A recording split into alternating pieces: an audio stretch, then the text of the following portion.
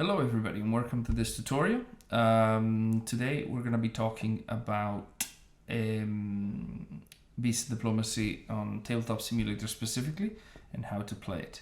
So I'm going to give you a bit of a tutorial on that. Okay, first of all we're going to choose a seat. I'm going to choose green, so I'm right bang on in front, just for simplicity's sake. I'm going to be doing everything solo for now, but the buttons and everything applies the same way. So this version is scripted and it has a few things. Let's take a look. We got the rule book over here. You've got a survey for the end of the game over here. You just scan this QR code and fill it in. And then you've got the new BaD button. I'll explain that in a moment. Hey guys, this is Mike from the future. So one thing that I'd forgotten to mention is this pip setup. So the way it works is it's very important to do this in advance, because in real life you could just grab a card and show it to people like this and tell them what it is that you're playing. But here we can't do that, right? So you can click on new BaD pip setup. The camera will zoom in here. So let me demonstrate. If I am somewhere else with the camera angled this way, blah, blah, blah, just click there, boom. Okay. Now you right click anywhere in the screen and select picture in picture. Then zoom out a little bit just so you can see the box. That's good. Then you lock to the player view. Now that stays there forever. And the reason why you need that is so you can put a BaD in there and show it to everybody so everybody can react. Because that way they'll be looking at their own setup. Okay? So that's what this is for. Board, components, players components, scoring pad with buttons that you can use to track your score. And finally, here are the instructions. They are important and they update as we go along. So let's see what they tell us. So we take our seats, done. We're pretended we are new knight. So random setup, main game. This is how the game is supposed to be set up. And what it does is it gives you random cards, completely random hand, right? A completely random hand could be lucky, could be unlucky, could be anything. Now in BaD Diplomacy you can solve all of the unlucky problems or most of them. So that's not a big deal and that's how the game is meant to be played. However, the first time you play it, you will probably want to play it with the first setup. So I'm just going to click that and tell you and show you what happens when you do. So, boom. Now I've got a hand here, like everything has been set up for me, etc. But what I want to focus on is the hand specifically. I'm going to pull out all of my cards here so we can zoom in a little bit more comfortably. And let me flip the BaD there, so it's like this. Okay, so all of the cards that are in your hand to start have a little egg with a letter. Okay? That's because they are a starter hand. And there are 6 different ones. They are randomly assigned when you start playing. Okay? Using that button. So it will deal with it with multiple players as well. But they just give you a fairly decent synergetic start. So you don't need to focus on that many characteristics, that many things. So in this example, for instance, I've got my Suture Desperian, who is from Mercor, so that's half of him done, and it's a horse, so that's half of him done. So all I would need to find, ideally, would be a fiend from Mercor. That would be ideal, right? The matron allows me to fetch an additional diplomat from the deck, and then I have a trader for a fish. Okay, so this is how the starting hands work. And that's what the difference between the top button and the bottom button is. Let me demo the bottom button so you can see. There we go. I'm gonna click the bottom button there. And as you can see, this is now completely random. By pure luck, I happen to have somebody who wants something gray and I have a gray fiend. Okay. But for example, this guy doesn't work at all. Now it's up to me to decide whether I'm going to still pursue him or otherwise. So first setup, main game, recommended for your first playthrough. Done. Okay, so let's see what happened here. So we have received our player aid, which we can peruse as much as we like. We can pop it out, right? It's just like a rule book, just much smaller. And what you'll find in here is actually, let me show you real quick. So you've got the flow of the game, it's the first pages. Then you got how King's Favors work. Then you've got iconography and how it works. And then you've got personnel. And these personnel are specifically the single-use personnel. They're explained verbally. So for your first playthroughs, this will be quite useful. Okay, then we've got our home base. Then we've got 4 workers. We've got our cage, a free environment, and our starter budget. Okay, now how does that work? Well, the workers are automatically dispensed based on this, and the money is automatically dispensed based on that. So if we had more players, that would happen. Also, our extra workers have already been placed. So this is all done for you. Okay, so now the instructions have changed, and they'll tell us that we need to move the turn disc. So it explains how the turn stack works, and we need to place our turn disc onto the board. There's my turn disc. I'm going to place it here. Turn stack successfully assembled. Place the day tracker die. Okay, so from this point on, the D6 die is used to randomize the turn stack. Blah, blah, blah. Day tracker must show 1 pip. So it already shows 1 pip. I'm going to put it right here.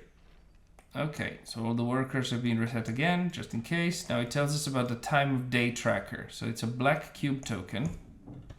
There it is. Okay, and it's used to track each day's progress. We have 5 times a day. We're going to place it on dawn. Right here. So what happens now is we immediately receive quests. Now because I'm playing solo, I receive 3, not 2. The game does that on its own. If you play multiplayer, you're going to be receiving 3. Okay, so let's see. I'm going to be keeping, let's say, this quest. Because, I can't show you it. This quest, because it matches this beast. Let's do that. So I'm going to put this quest over here. Now, I'm playing solo, so I don't need to flip it. When playing against others, you would obviously flip it before putting it here. And then these go away. Okay, and what happens next? Well, discard the quest, done. You can discard multiple quests, done. So now I'm going to move my cube to morning. And everything gets set up. So all of the diplomats are here, the traders are here, the beasts are here, the personnel are here, and I've got my king's favors where they belong, and they follow these rules. This is all done automatically for you. Okay? So now I would be playing this phase as I normally would. So I'd come here, take this king's favor, take a beast. What would I want? Let's try to make this semi-realistic. Yeah, shame I went to get a beast and I kind of don't really want any of these. I guess I'll take this because it's a 2 and it's a color that's compatible with one of my guys, so that's fine. She also likes birds, so I can probably pursue her. Yes. Then I'll come up here and I'll take her, just as I said I would, and the king's favor. Then I'll come here and let's say I'll take the Whisperer, and then I'll come here. I can go anywhere, eh? I don't need to go here twice. I'm just doing it for demonstration. Actually, while I'm demonstrating, I might as well demonstrate properly. So I'm going to come here and take this for future reasons. Okay, so now I'm done with this phase. I could do relocations. Actually, this is a good moment to teach, because there's something different in Tabletop Simulator compared to the rest. So I've got this trader. There's this beast that is okay for the trader here. So I'm going to spend 5 to relocate from here to here. And then I'm gonna press R to make him tired. Now the worker's tired. And now I can collect something. Let's say, this one's better because it's black, so when I play it, I'm gonna get a coin. Right? Now, I can also relocate using the spotter. So I'm gonna use the spotter and relocate this chap over here, fall down. Now 3 cards appear. I need to do this manually. For the spotter and this sort of card, I need to do these things manually. There they are. And now I can pick one for free. What's good? I got options over here. Aha, perfect trader per beast. So let's go and take that for free, thanks to the spotter. Now, because this place is now empty and your king's favor appears, you need to do it manually. Okay, then I'll spend another 5 to transition over here, fall down, collect this for that horse that I picked up, and then I'll spend another 5 to transition here, fall down, collect the king's favor, and then collect Moyana. Now, I'm finished, and I'm not going to do anything else. So what I would do in order to continue the game is I would move this cube down. One thing that's important, though, is to check if your workers are all tired. Mine are. So you would get 1 king's favor per day. Day is 1, so I get 1 king's favor. And now I'm going to move the cube down to noon. Everything is done for you. Everything is moved away. Your workers have returned. Everything's fine. Now at noon we add diplomats. So there we go. I'm going to add my diplomats in my stack. This is all manually done. And then we move on to the afternoon. In the afternoon, all I need to do is update my exhibition as I normally would. Before you play a beast, you want to put it here, so other players can see it. Everybody should have this pip set up, and they can react to the beast just as much as you do. So if I check this beast, right, is it stone? No. Water? Yes, but not blue. It's black, so that's 1 coin. It's not a bird, it's not a fish. Okay, so I'll get 1 coin from Selonir. So I collect my coin and put the beast here.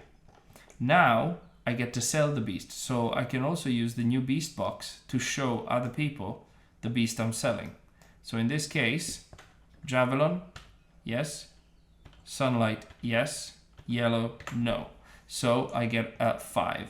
I'll put this here, I'll put the beast in the trash and take a 5. There we go.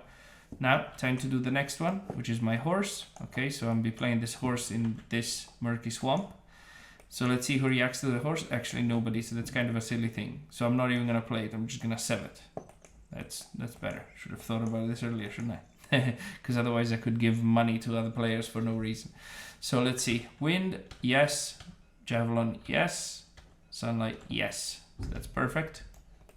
We get an 8 from that. I'll take a 5 and 3. Done. Now I'll play this bird. Now this bird feeds me bird and black. So that's 2 coins. I'll drop 3. Whoops. Whoops. Come on. Take a 5. Put the beast over here. It's a 2, so it does go in the cage. That's fine. Now I'll play this beast over here. This one is a fish and it's black, so I get 2. I'll take 1 and 2 and place it over here. Now I need an environment. I've got various ways of getting one, but I'll spend 3 coins to get it. There are my 3 coins. Take the environment. I'll add it and flip it. There we go. And now I'll play this beast. So this one is white and stone. It's the only thing that it is for me, so I'll take 2 coins. Let me move these over here. 1 and 2. There. Now what I'm going to do is I'm going to apply the Whisper to this beast. It costs me a 2 to do. And that's points at the end of the game, so that's done. Now I have too many King's Favors for the end of Dusk. So what I think I'll do right now is I'll immediately use 3 of them to go and fish for personnel. So I'm gonna take 3 personnel and I'm going to keep the accountant for a later time. There we go, and he stays in my hand. Because I need to discard King's Favors down to the current day, which is 1, so I can keep this one. That's good. Now I'll move on to Dusk. And at Dusk what happens is I need to pay my maintenance. So that's 2, 4, 5, plus another 5, plus 1 in my hand. Okay, so the total is 11. I'll spend 15, get back 4, and I'm ready to move on. Let's see what the instructions say here.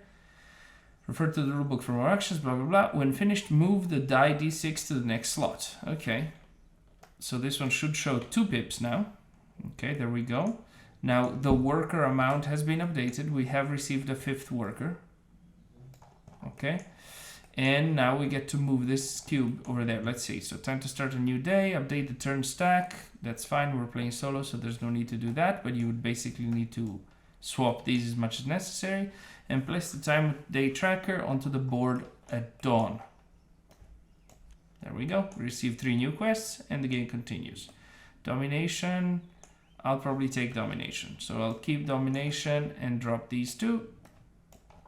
There we go. And we go back to the morning. And so the game continues. There's something else I should mention, which are these buttons down here.